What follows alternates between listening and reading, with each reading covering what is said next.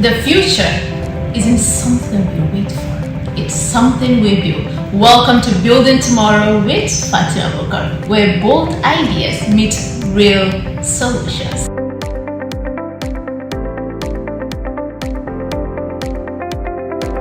From innovation to leadership, economics to sustainability, we bring together visionaries, change makers, and experts that drive the conversation that shape Nigeria's future.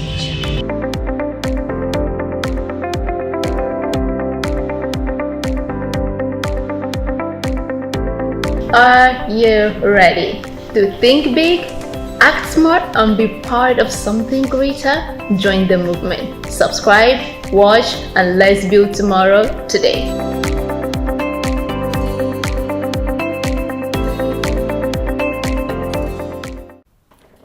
Hello and welcome to Building Tomorrow, where bold ideas meet real world impact. I am Fatima Bukar. Have you ever thought of this? Could power at the grassroots unlock Nigeria's future? Don't go away, we'll be right back.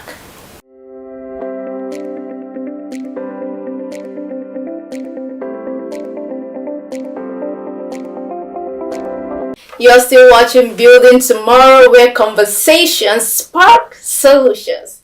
Today we're going to explore how clean energy and inclusive finance can ignite grassroots prosperity and power a new Nigerian economy. Joining us today is someone that I am so proud to have on board, a young CEO of a pioneering company who has dedicated themselves to combating energy poverty and financial inclusion. Through his leadership, he has empowered over 30,000 homes and businesses, unlocked $5 million in solar financing, and saved 50,000 metric tons of carbon emission. That is just incredible. That is Mr. Alani Idris. I'm so happy to have you today, Mr. Alani. Thank you so much for having me. Wow, you're doing such an amazing job at your company. And I don't know, what inspired you to start this mission?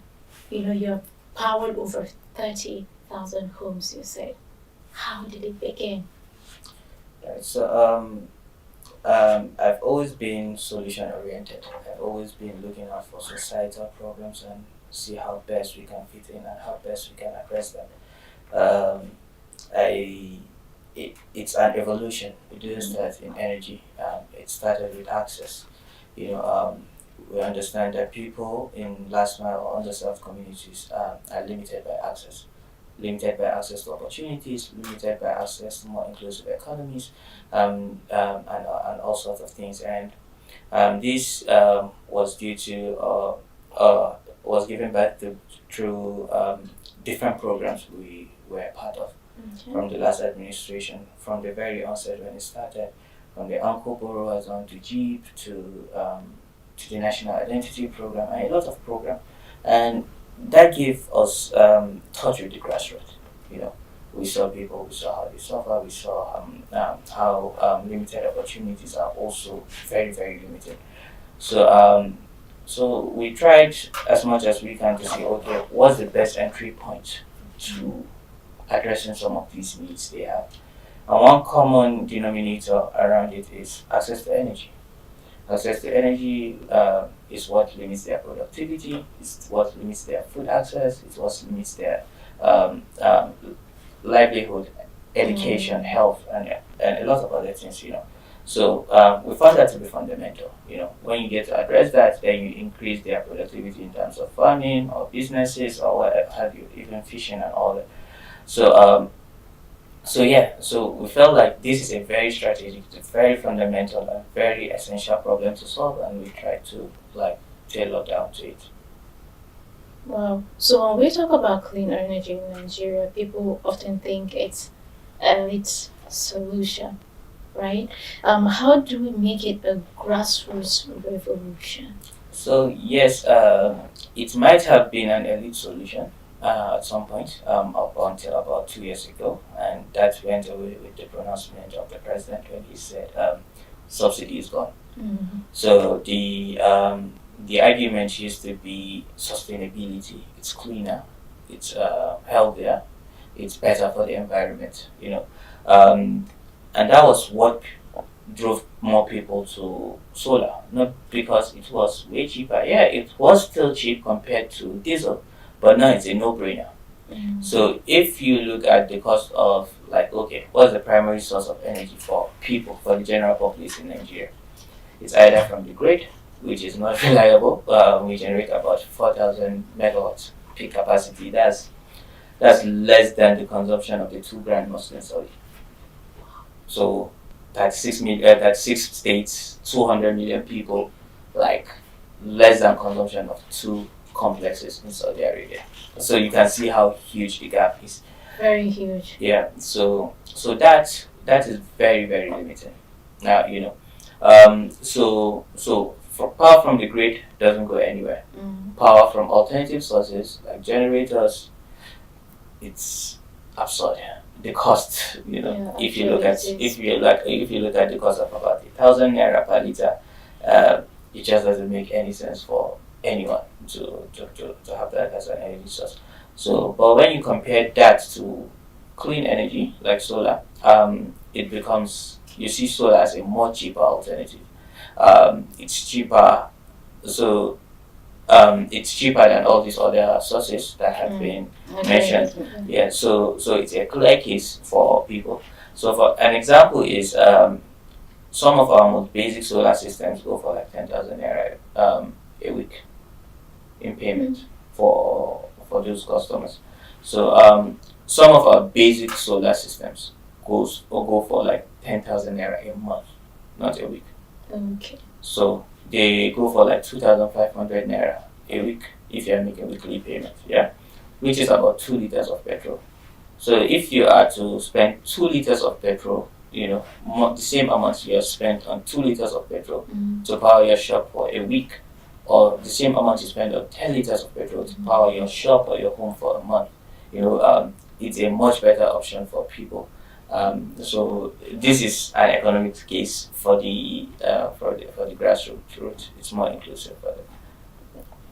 Not just for the grassroots, I feel for everybody. Yeah. For everybody. Yeah. So it's the most. There are some arguments against industrial use cases. So they might find cheaper alternatives in CNGs at that scale. If you are doing that much commercial or industrial scale. Yes, it depends on your energy use and also the kind of machinery you power. So for those fringe cases, maybe you might still have an energy demand towards gas, which is still a transition fuel and a clean fuel as well. Oh. Wow. So now I'm going into the core issues and the challenges. What are the major barriers to clean energy access in low income communities, and how can we dismantle them? So it's the same thing across board for the low income and also for the high income societies.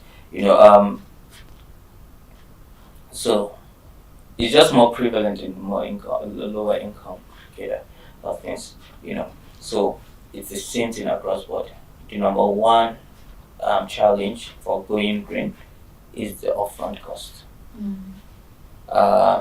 People will rather, so if you have, let's say you are a small business owner somewhere here in Abuja, and you spend like 500,000 naira on generator every month, and that easily adds up over years. Yeah, you might find solar to be much cheaper for you, a cheaper alternative, but you just don't have the upfront cost, about 4 or 5 million naira to just go outrightly to do solar. So your challenge or your option will be to spread out the financing. So find someone that will give you that 500,000 naira option per year per month. You keep paying up until you finish your payment plan. Yeah. Then in a year you end up paying about 6 million naira maybe. But then you get to use your solar for the next 8-10 years, depending on the warranty, depending on the coverage you get from it. So likewise for people in the what we call the bottom of the pyramid, they want to go solar because it's a cheaper option for them, but they can't access the financing. Yeah. People, you have your business, you have your books, maybe to some level you can still access finance. But people that don't have like records, they don't have books, are not financially included, find it very difficult to. Which is what I was going to ask you. You know, many people in rural communities are still in the dark. A lot of them are still in the dark, right? So, what role can inclusive financing play in changing this? So, inclusive financing changes everything for people. You know, it takes them literally out of the dark. One, by not just giving them access to bank accounts, it doesn't really move the needle like that. But when that bank account comes with a credit facility that says, okay, this is you get this service as an add-on to your to the bank account that gets created. In our case, this solar unit that you get that you can pay for over time. Yeah. It becomes an entry point for you into the financial service. Before you had no reason to just open a bank account. How much do you earn? How much do you transfer in a day and all that? You rather just go to the POS guy and make your transfers and get that done. You know. But when it comes to you with an add-on service, saying, okay, you open this bank account or you get this wallet and it comes to you with a credit that helps you power up your shop, power up your farm field, power up your home, it becomes easier for you, it becomes more inclusive for you. And because those assets are tied to the intervention, it makes it more Sharia compliant, which means people that otherwise wouldn't be having bank accounts will now have bank accounts because it's in tandem with their faith and also their lifestyle. Wow. I am learning so much and benefiting from this. I hope our viewers are also benefiting from this. We're going to go on a short break. Stay tuned.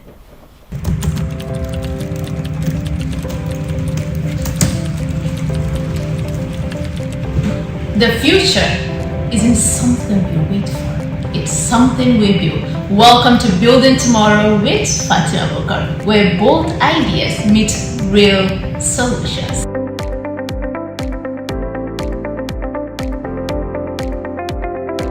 From innovation to leadership, economics to sustainability, we bring together visionaries, change makers, and experts that drive the conversation that shape Nigeria's future.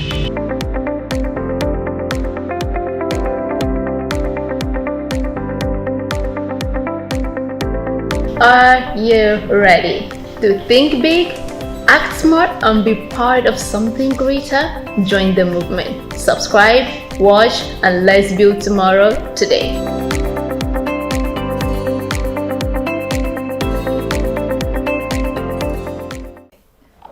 Welcome back to Building Tomorrow, where conversations spark solutions.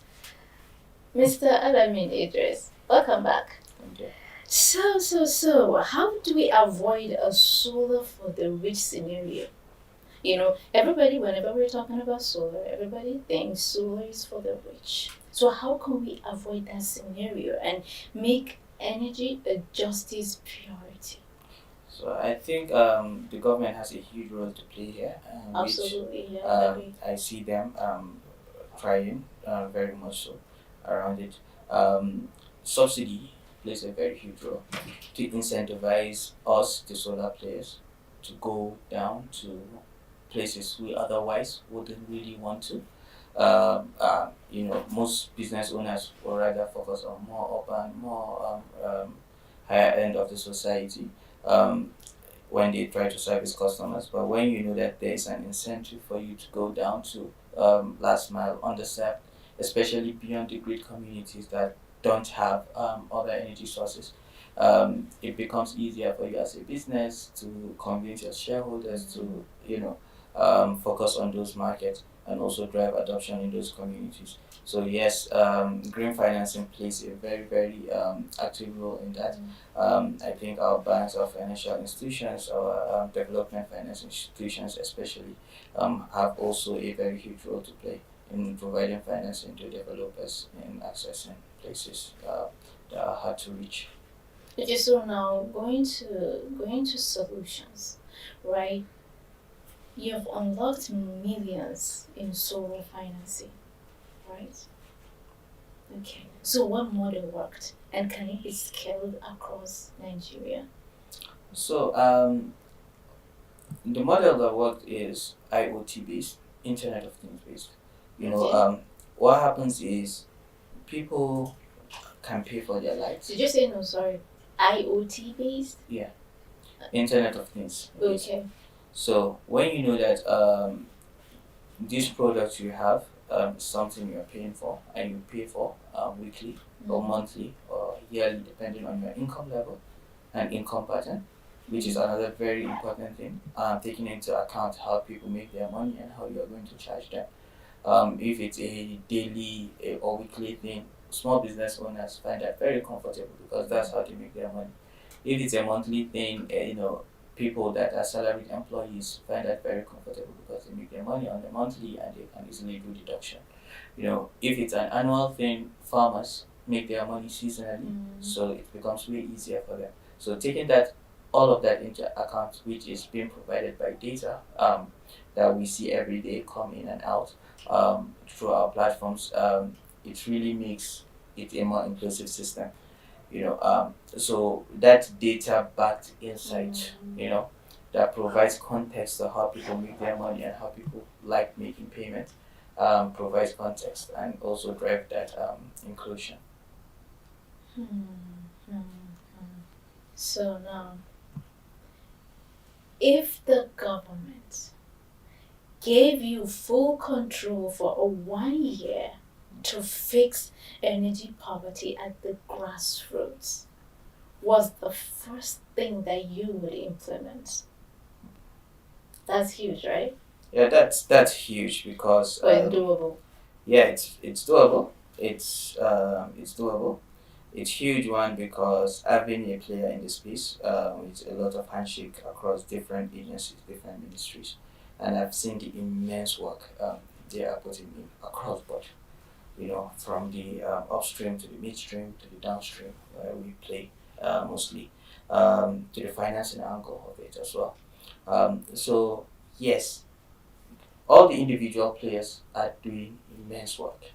What I will try to do is to try to harmonize all they've been trying to do into a platform that will talk to each other. I feel like there has been a lot of things going inside across different agencies. Amazing work being put together so amazing work being done independently that when put together will really accelerate the impact of what the individual company or agency or ministry is doing, will really drive adoption. So how do we get more coordinated interventions from the REA to NASENI to the Ministry of Women Affairs to the Humanitarian Ministry to regional development? How do you have a platform that harmonizes all these different interventions across clean energy sectors to drive more adoption?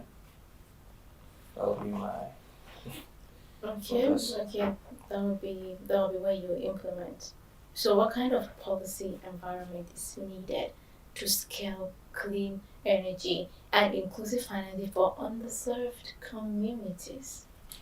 So yes, we need more policy to be driven around productive use of energy. Even if today this will be up for debate, and it has been a very huge debate on Twitter, but I understand where for or against comes from in terms of this debate. that most people in rural communities don't have productive use for energy. Yes, so it has to go hand in hand. You know, they do have the need. There is the gap, but the lack of those productive use equipment are limiting to them. So if today you have a community that are farmers that do vegetables or that do livestock, but the half of their produce gets rotten away because they don't have access to electricity. Just simply giving them power doesn't really solve that much because they still don't have the appliances that they will power with that energy you provided. So the provision of those productive use equipment will go a long way if they are being done hand in hand with the energy access. And that's where agencies like NASA will come in with their drive for national products. Okay, but you have been to these rural communities and you have seen the challenges they're facing, right? You have interviewed them, right, to actually know how lack of this power and clean energy is really affecting them, right? So can you just tell me like about 5 homes that you have interviewed, what they actually going through? Right. So I can not just tell you 5 homes, but I can tell you 5 different angles to what this how this affects them. You know. So from health and safety, which is number one. Let's start with health. You know, homes that have solar are less likely to fall sick in terms of respiratory diseases than homes that use other alternatives like kerosene lamps or generators. Um, they are 10 times at least less likely to fall sick with respiratory diseases. So that's one. In terms of food poisoning, number one cause of food poisoning in children in Nigeria is kerosene ingestion because of how we store our kerosene in bottles. The child will see it as 7 up and will end up gulping it. So when you move solar, you wouldn't have need to store kerosene like that. So that's another angle. Safety of the environment. Without solar, places are dark and they are more prone to insecurity.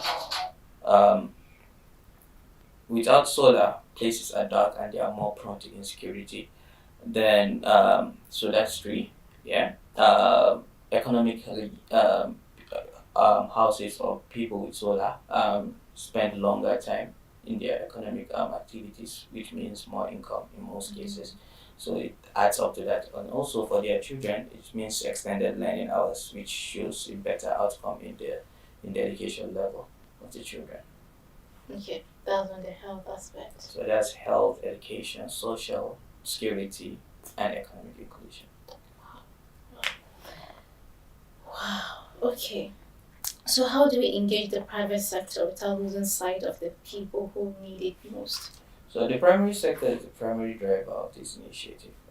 The government tries with policy coordination and intervention and subsidies, but then the actual people that will go out to do the sales, the installation, the collection, the warranty, the after-sales support are players in the private sector. So they are the drivers of this intervention. Yeah. So they need to be more harmonized, more incentivized to really drive more adoption in places. They otherwise wouldn't be looking at their primary targets. Okay, so what can ordinary Nigerians, especially youths and local leaders, do today to support energy justice? So the youth have a huge role to play. Decentralized power has a lot of need for manpower in terms of sales, collection, installation, and that's a drive we are currently doing. We are training about 1,000 youths across Nigeria in different locations, about 10 states. Yeah. So we need people that will commit to first learning and second implementing and then being trustworthy and truthful to the craft. We need people that will be in those communities whenever there are power issues that will check and give us feedback if we need to reprocess the systems and refurbish them or whatever. And this should be the first point of call in case there's some troubleshooting to do and all that. So the youths have a very, very huge role to play. in driving the adoption as installers and all across board. And then how about our local leaders? Our local leaders are our primary drivers. They are influencers in the communities. Literally, how you have your influencers on Twitter, Facebook, and Instagram. These people are the people that will drive your adoption. They are the ones that will tell you them that Sure, absolutely. they have put one in the palace or they have put one in the mosque, and this is how it's it has helped. So they are your first point of call whenever you go to any community. Those are the people you should try to engage and court and also like bring together to drive your adoption. So they are our leaders, they are our fathers, they are people that we listen to mostly in those communities. So they are the primary influencers or people that will drive adoption. Wow. So, in 5 years to come from now, if we get this right, what will Nigeria look like? From the eyes of a market woman, a farmer, or a student? So more access. It's what we're trying to drive at, and hopefully we get it right. All hands on deck. Exactly. The World Bank, the African Development Bank have all launched initiatives that will drive this. They want to do 300 million, or we rather want to do 300 million connections across Africa by the year 2030, which is accidentally in 5 years, as you mentioned. So we want to see huge numbers go forward in Nigeria. Yeah. And also, what has that meant, not just by connection, what has that meant for the livelihood of people? Social mobility, very, very important. How have people gone from this level of productivity to this level of productivity? So it's what we take into account and what we're trying to drive at. Wow. We're about to wrap up. But before we do, I have a small challenge for you. Are you ready? I'm not so smart, so Alright then, because we actually want to make this a tradition at Building Tomorrow, right? Before we wrap up any of the episodes, right? We would want to do something of impact, right? Something that will benefit our audience, something that will benefit communities, most especially what you're doing now. So, it's not just about speaking about change, right? It's about the spark. Do you agree? Yeah, the energy spark. Yeah.